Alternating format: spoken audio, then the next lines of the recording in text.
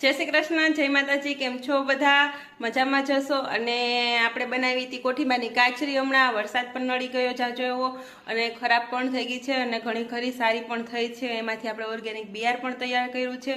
તો આપણો એક બિયારણનો વિડીયો આવ્યો છે, ન આવ્યો હોય તો તમે આગળ જોઈ લેજો। અને ઘણીવાર હું તમને લોકોને કાચરી અમે કઈ રીતે સુકવતા હોઈએ, કઈ રીતે બનાવતા હોઈએ, એ બધું મેં બતાવ્યું છે।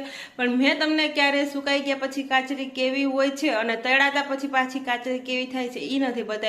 તો આજે હું તમને ઈ બતાવીશ કે કાચરી સુકાઈ ગયેલી કેવી હોય અને તળીએ ત્યારે પાછી કેટલી ફૂલીને આપણે જે રીતે સુકવતા હોય એ રીતે મોટી કઈ રીતે થાય છે ઈ તો તમને આજે હું બતાવું છું કે સુકાઈ ગયા પછી કાચરી કેવી થાય અને તળાતા કેવી થાય છે ઈ। તો ચાલો આપણે આજે તળી લઈએ અને તમને આગળ બતાવું હું। તો તમે આમાં જોઈ શકો છો મિત્રો કે બધી તમને અલગ અલગ પેટર્નની કાચરી જોવા મળે છે। તો આમાં કોઈ નાની છે, કોઈ મોટી છે, તો કોઈ પાતળી છે, તો કોઈ થોડીક ફૂલેલી અને મોઢું ખુલેલી છે, બી દેખાય અંદર એવી, અમુક પેક છે, પછી વ્હાઈટ છે, અમુક ડાર્ક બ્રાઉન કલર જેવી થઈ ગઈ છે।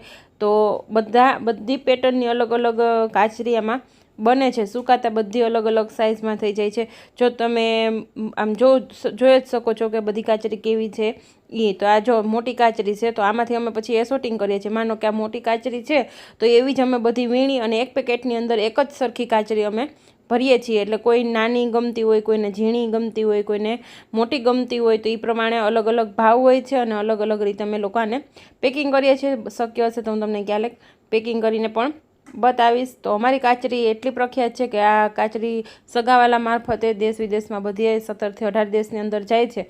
તો ચાલો આપણે આ તળી લઈએ। એને કઈ રીતે તળવાની, તો આ રીતે તેલમાં આપણે આવી જાય એટલે બહુ જો તમને બળેલી ફાવતી હોય તો તળવાની, બાકી તમે મીડિયમ એને તળી શકો છો અને શેકીને પણ ખાઈ શકો છો। કોઠીંબાની કાચરી તાવડી અથવા તો લોઢી ઉપર તમે એને શેકીને પણ ખાઈ શકો છો અને તળીને। અને એમાં નિમકનું પ્રમાણ સાવ નહીવત હોય છે, છતાં તમને કડવી નથી લાગતી। ડાયાબિટીસ કે બીપીવાળા પેશન્ટ જે લોકો હોય છે એ લોકો પણ અમારી કાચરી ખાય છે।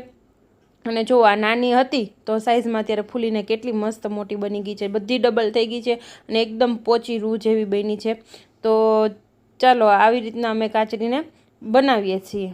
તો મિત્રો આ રીતે અમે બનાવીએ છીએ કડવા કોઠીબાની કાચરી। અને જો મેં તૈરી તમે જોયું કેટલી સરસ ને પોચી બની છે। તો જે લોકો લઈ જાય છે તો વખાણે છે, અને જે એક વખત લઈ જાય એ અમારા રોજિંદા ઘરાક બની જાય છે। તો અત્યારે અમારો અડધો સ્ટોક તો પૂરો થઈ ગયો છે, બાકી વરસ જાય તો અમારો ફૂલ સ્ટોક પૂરો થઈ ગયો હોય છે।